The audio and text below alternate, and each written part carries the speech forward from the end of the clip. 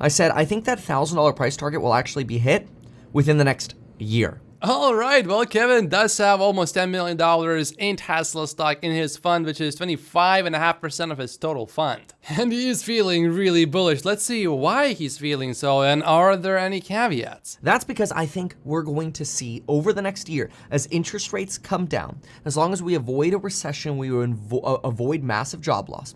I think what we're going to see is a shift from treasuries and cash straight into stocks. And it'll be growth at any cost again. And I actually believe we're going to see massive euphoria again. You've got Resident Bear Kabisi letter here or whatever. First outflows from treasury funds since February of 2023. Okay, so what did they buy? Investors purchased $24 billion of stocks.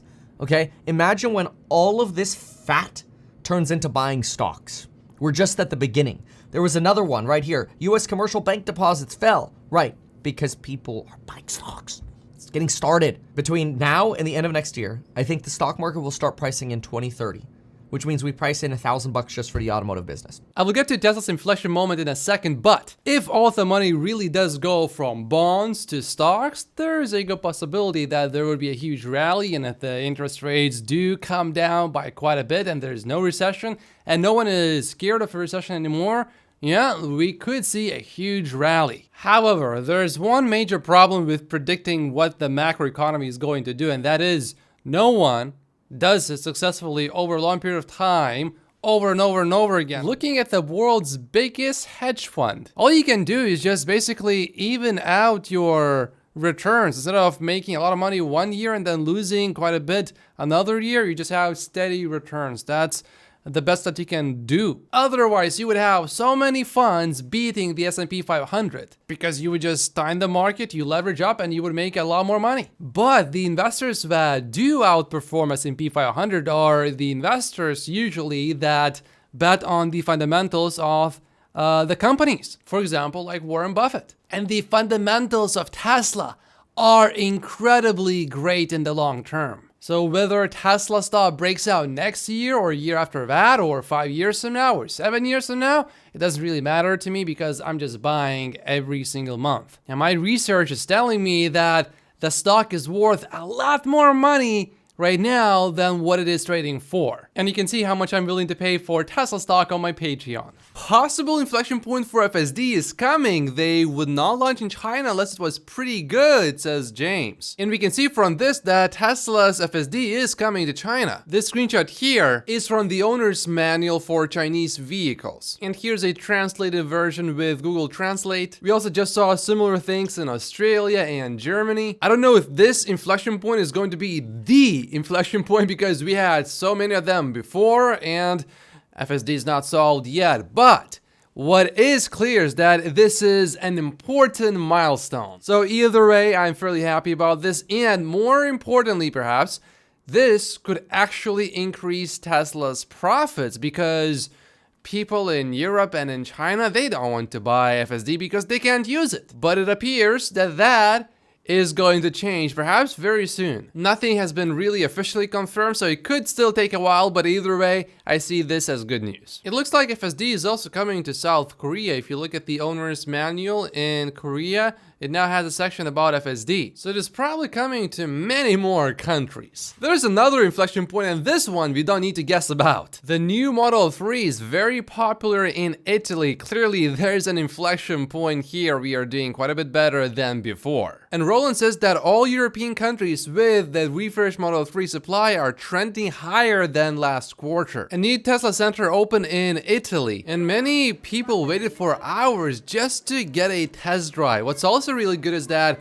many of these people have never driven electric cars, so they are coming in specifically just to try out a Tesla vehicle. This is pretty good.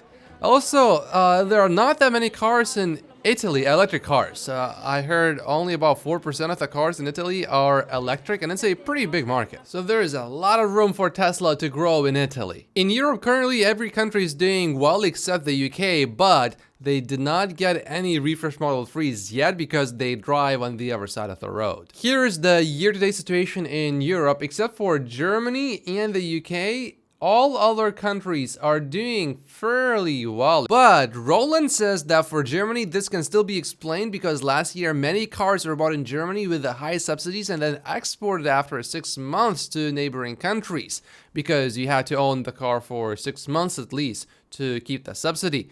But now the subsidies have been reduced and the cars are being bought directly in these countries. So maybe 2022 sales in Germany should be seen as an outlier. The subsidy was reduced by about 3,000, so probably all of the profit that was worth taking has disappeared. Because you have to keep in mind that the car obviously also depreciates after you buy it. So if before you were able to make, let's say, 4,000, now you can only make 1,000 doing this. I think there's certainly a fair point in that explanation. There's someone here saying that he bought an electric car in Germany and then sold it in Sweden for a 10,000 euro profit, but he bought a Model 3 with that money. Also, it is difficult to flip Teslas now because Tesla just keeps dropping prices, so But it was certainly possible in 2022. Troy put together some excellent data here which shows Tesla's favorability and unfavorability, and we can see it very clearly. When it became clear that Elon will buy Twitter,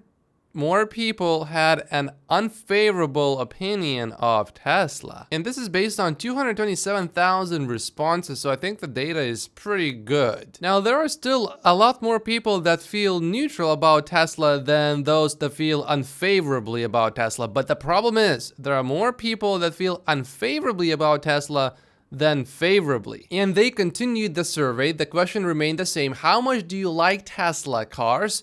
And we have data that's as recent as October. And we had 177,000 responses between October 2022 and October of this year. So this data I think is fairly good. But it also shows something promising here, at least in October. And that is more people viewed Tesla cars favorably this month than unfavorably. They also have another survey here. To what extent do you agree or disagree that Tesla is currently the leading manufacturer of electric vehicles? And less people strongly agree this year compared to the previous year, which I think makes sense because in the US, Tesla can really only go down in terms of market share because the market share is so ridiculously high. This data is also going to be less accurate because they only had about 6,000 responses in total. This next question had 234,000 responses, so probably pretty accurate. How popular do you think electric vehicles will become in the next few years? And what's really interesting is that more people are now saying that electric vehicles will be niche. Some will have one, but not many, versus, yeah, electric vehicles will become prevalent. Also, 39% of the people say that they have never heard about the Cybertruck. Tesla China has announced that any Tesla owner who has unlimited free supercharging on their old Tesla can now transfer it for free to a new Tesla as long as they take delivery by the end of the year. This points towards the direction that price increases may not continue. This would support a theory that we may see more price cuts. But on the other hand, I think this could also be just to create urgency to buy now. But I think there might be some other ways to create urgency. And offering unlimited free supercharging sounds quite expensive to me. But that does not hurt Tesla's profits immediately. It just hurts Tesla's profits slightly over a long period of time. What's interesting though is that this also applies if you get a new refresh Model 3. Before we saw a campaign from Tesla where the refresh Model 3 was excluded. So overall, this promotion to me sounds a bit bearish. But I am really looking forward to FSD version 12. This is still the old version in New York City. It avoids this van. It needs to turn right here and it comes back to this lane. It sees this bicycle there and it does it overall. keeping in mind that there's a lot of things going on here, I think it did it quite all right. Not perfectly, but it was quite all right. And that's the old version. So I'm wondering how will the new version do it. So this company is running an ad and it's a race against Tesla vehicles. There's one major problem though. They say that this car wins, but can you see something off about this Tesla vehicle? As well as this one. The brake lights are on. Because of regenerative braking, I think you don't actually even need to press the brakes for these lights to come up. So maybe they did not step on the brake pedal, but certainly they are not stepping on the accelerator pedal. So if you are thinking about investing in their IPO, I strongly suggest that you don't, because they are cheating. It is impressive how we don't know the pricing of the Cybertruck. There have been no leaks, and I think that's a good thing because it shows that the team is working together very well. No one wants to be the leaker. Strong team makes good progress. Before an Apple event, we pretty much know everything, which is quite funny. If you haven't seen Giga Berlin, this is it. It looks pretty impressive if you have never really seen it, which I think most people have not seen this. Looks pretty busy. Even a Tesla bear says that production appears impressive. One more thing about that Wall Street Journal person going to all of these non-Tesla chargers. She encountered problems at 40% of them. It's also interesting that she can barely see what's on the screen. Oh, actually, that's because she says there is nothing on the screen. The screen doesn't even work. Now, this one actually seems to work. She plugged it in and it's connecting to the vehicle. Except there's an error detected. Please unplug the connector, wait 10 seconds, plug in connector again, then try initiating this session. I have never, ever, not even once, had an issue like that with our Tesla. Never. I just plug the supercharger in and it just works every time instead of 60% of the time. Yeah, in the US, I don't think I would want to own any other EV other than Tesla, at least for now. Unless I can charge that non-Tesla EV at a Tesla supercharger, then it's probably alright. Polestar is also going to be releasing a phone just like NIO did. I think to me personally, that's a bit of a red flag unless you are already profitable selling EVs. To me, it just seems like a distraction. You need to make your EV better first. Make profit selling an EV first, and then you can do a phone if you really want to. X Corporation investors, which I think is basically Twitter investors, will own 25% of XAI. It's too bad though that there's no Elon stock symbol or fund to get exposure to all of his companies like Tesla, SpaceX, Starlink, XAI, Neuralink, and Boring Company.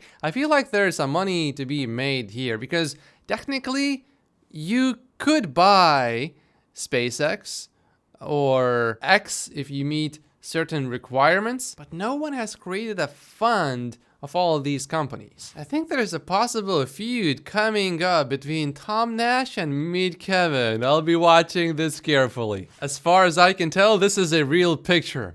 I would call this band Cyber Street Boys. It's like an album cover. Good picture. I personally love it. Recurrent gathered thousands of data points from 10,000 EVs to show us how freezing temperatures affect the range, and some models are doing much better than others. Overall, Teslas have done pretty well. The Tesla Model Y and the Model 3 lost 24% of their range in freezing conditions, but the Hyundai Kona, for example, lost 34%, and the Volkswagen ID4 lost 46%. That's just terrible. The Audi e-tron actually did really well. The verified winter range only had 16% less range. It almost matches a gas-powered car. A gas car's mileage is on average 15% lower in cold winter temperatures. But overall, Tesla did alright here. There's a complete knockoff of the Tesla bot, and even the demos are the same. I mean, they are like exactly the same pretty much. Exactly the same ideas. I mean, exactly the same. Everything is basically the same. But probably one important difference is that this is not going to be end-to-end. Tesla's bot, where they showed this demo, supposedly is end-to-end, where they just fed AI a lot of clips and then it learned to do that. And that is an important difference. This is good news for us Tesla stock investors. Tony here says that he sold his Mach-E and bought a Model Y Performance. The Tesla is such a better EV experience than the Ford. I agree, the Mach-E has a better exterior and interior styling, and that's why I originally bought it over the Model Y, but that is where its advantages end. Tesla is less expensive, handles better, much more efficient, app is way better, and charging is a breeze. 150 kilowatts seems like a decent charging speed for the Mach-E until you charge at 253 kilowatts and realize what an advantage that really is on a road trip. The Mach-E is like dating a hot girl with a horrible personality, fun to show off, but awful to live with. The Model Y is maybe a little bland, but it's great with everything else. There's a reason why 4 Mach-E's are piling up at dealer lots, and Tesla Model Ys just keep being sold. It's going to be the world's best-selling vehicle this year. Earlier, GM's crew said that employees will not be able to sell their shares in Q4, but now GM's Cruise CEO offers apology and says, we will allow share sales. But the whole situation still stinks. The CEO said in his Saturday email that certain employees could sell a limited number of shares in a one-time opportunity, citing workers' concerns over tax obligations. A limited amount. And only certain employees. The Cruise CEO is basically still holding hostages here. Many of these people want to leave, but you sort of have to sell your shares first before leaving. But if suddenly we see a lot of people leaving from Cruise, that would indicate that they think the company is worth pretty much nothing at this point because they would just rather go work at some other company. And don't worry what will happen to the potential shares that they could sell in the future. Because if they are worthless, then yeah, there's not much point in staying. What is happening? The OpenAI CEO was just fired and now he is coming back. This situation keeps changing so quickly, so drastically, it's preposterous. The OpenAI board is in discussions with Sam Altman to return to his CEO position. The Verge is now reporting that OpenAI's board had agreed in principle to resign and to allow Altman and Brockman is, he was one of the board members, to return, but has since waffled, missing a key 5 p.m. deadline by which many OpenAI staffers were set to resign. If Altman decides to leave and start a new company, those staffers would assuredly go with him. And I found this crazy article about Sam Altman from Bloomberg. Sam Altman succeeded in a more important way. He had won over Paul Graham, the head of Y Combinator, as the incubator is widely known, and it incubated many big companies like, for example, Airbnb.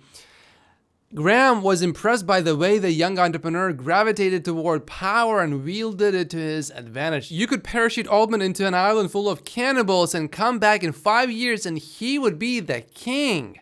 Graham wrote in 2008 when Altman was in his early 20s. A year later, he wrote that Altman was one of a few people with such force of will that they are going to get whatever they want. I think that was meant as a compliment, but keeping in mind that Sam Altman controlled, and perhaps will now control again, some of the most powerful AI ever created, I don't know if that comes across as a compliment. And OpenAI is optimistic that it can bring back Sam Altman as well as other important people that departed. Microsoft invested $13 billion in OpenAI and owns a 49% stake in the company. He could probably create a company of his own and raise quite a bit of money fairly quickly and easily. So he may still choose to not come back to OpenAI. The miscalculation of the ramifications by this OpenAI board from this Altman Friday night debacle failed coup move is staggering, will be a lesson and warning sign for boards for decades to come once the dust settles. Sam has not really posted anything online. He just said, I love the OpenAI team so much, and that got 22 million views.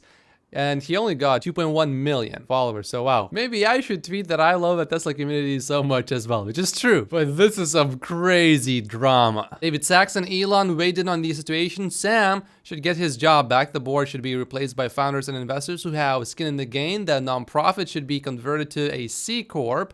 and Elon should get shares for putting in the first $40 million. In other words, undo all of these shenanigans. Given the risk and power of advanced AI, the public should be informed of why the board felt they had to take such drastic action. I agree with that. It is difficult to overemphasize how big of a moment yesterday was for all of humanity, really. For the first time, there is a rocket that can make all life multi-planetary, a fork in the road of human destiny, says Elon, and I agree. And as good news here, Elon just inspected the Starship launch pad and it is in great condition. No refurbishment is needed to the water-cooled steel plate for the next launch. The largest Tesla light show just happened and it was crazy. That's an incredible show. Fascinating. 687 Teslas participated in this slideshow in Finland. Someone says that about 10% of Teslas in Finland participated. There is an idea to give microshares of X to users who meet certain criteria, allow X earnings to be converted to shares. But Elon explains that only a maximum of 2,500 non-employee shareholders are allowed in a private company, so that wouldn't really work. I will have another exclusive video on Patreon tomorrow, but if you haven't seen this one, Tesla investors should know about this problem, go and watch this one now. By joining my Patreon, you will get access to how much I think it is fair to pay per Tesla share each year between 2023 and 2033. If you sign up for the investor tier of support, you will also get my valuation model of Tesla stock with a 45-minute video walkthrough. And YouTube says you should watch this video next, but if you haven't seen this video yet, watch this one first. My name is Matt Posius. Like and subscribe if you haven't yet, and I will see you in the next video. Thank you so much for watching.